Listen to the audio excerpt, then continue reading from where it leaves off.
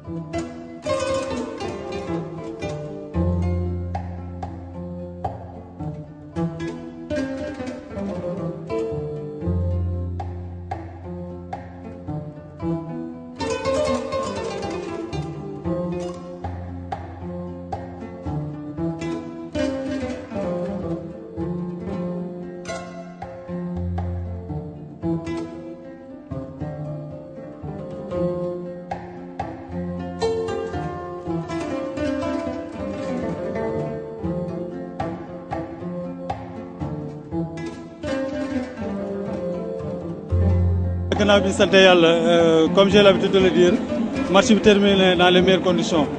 Dieu merci que les deux équipes ont joué. Le meilleur a gagné et AS LECOR a été le meilleur, il a gagné. Il a gagné par la manière, il a gagné par la discipline. Et nous aussi, nous avons perdu par la discipline.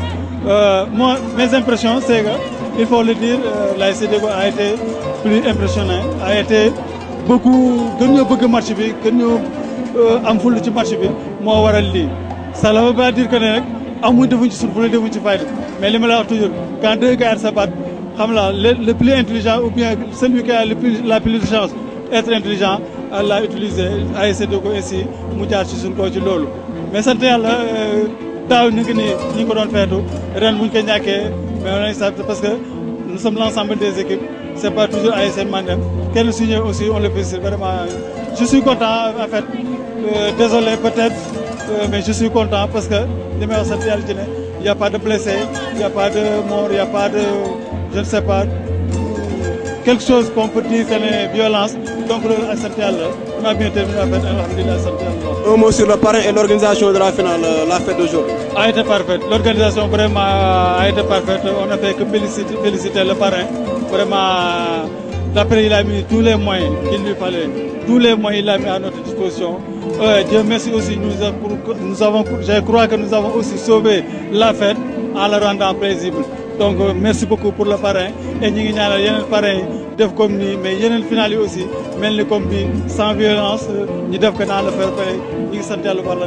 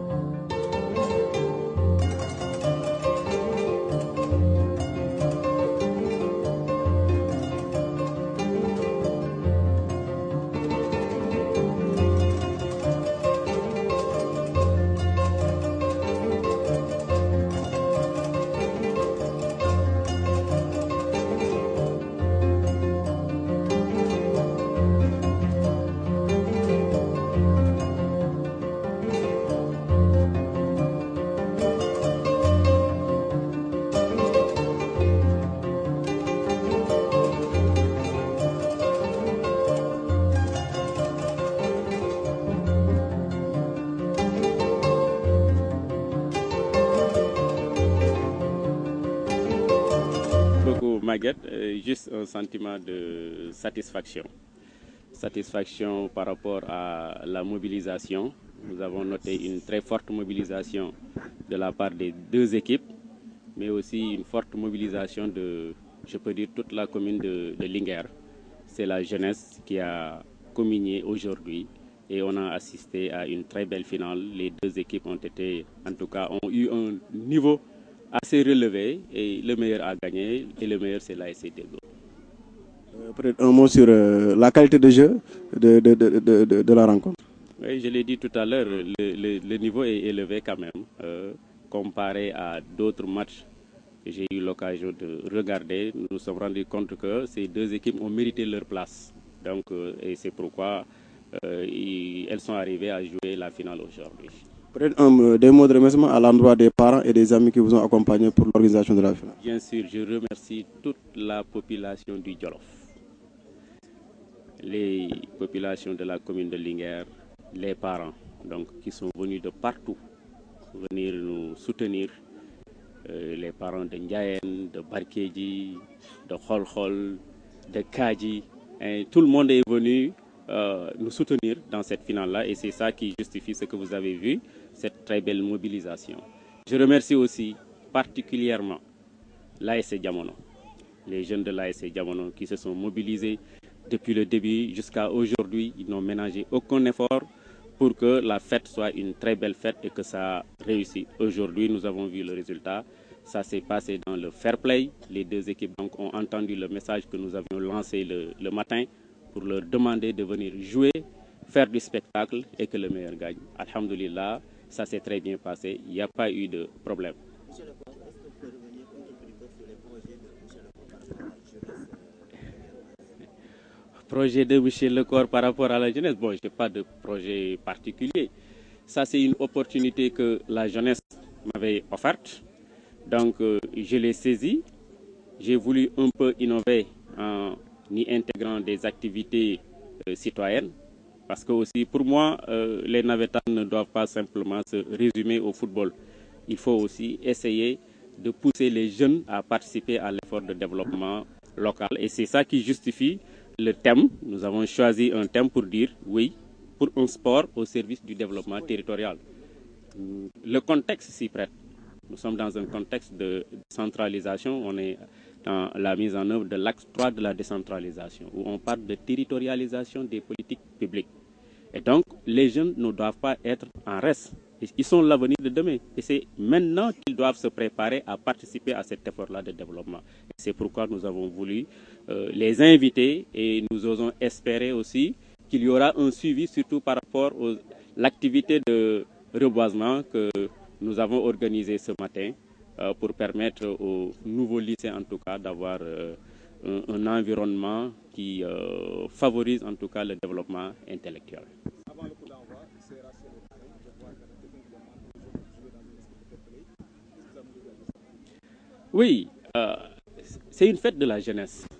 Puisque c'est une fête, donc il faut inviter les jeunes à faire valoir l'esprit de fair play.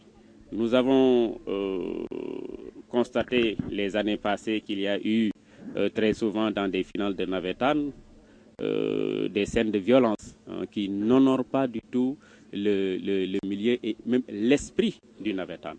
Et donc c'est ça qui nous a un peu motivés. Mais nous étions rassurés parce que quand on a rencontré les jeunes de Nguitch, ils nous ont fait la promesse de faire valoir le fair play. Et c'est pareil aussi pour l'ASC Deggo. Et c'est ça qu'ils ont matérialisé aujourd'hui. Et le vainqueur a gagné. Mais le vaincu aussi n'a pas démérité du tout.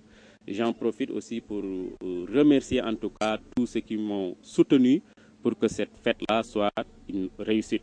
Je remercie particulièrement mon ministre qui m'a permis véritablement d'être là, le ministre de la Femme, de la Famille et du Genre, Madame Leye Salimata Diop-Dieng. Je remercie aussi le ministre Aly Ngouille Ndiaye, donc, qui nous a envoyé une forte délégation et qui nous a même soutenus dans l'organisation matérielle de la chose. Je remercie aussi le ministre Maria Massar, ministre de la Fonction publique, qui nous a aussi soutenus pour que cette fête soit une belle fête. En tout cas, toutes les personnes qui ont contribué de par leurs conseils par leur soutien financier ou matériel. Toutes ces personnes-là, je les remercie. Je n'ai pas les mots en tout cas pour les remercier. Je leur dis tout simplement merci.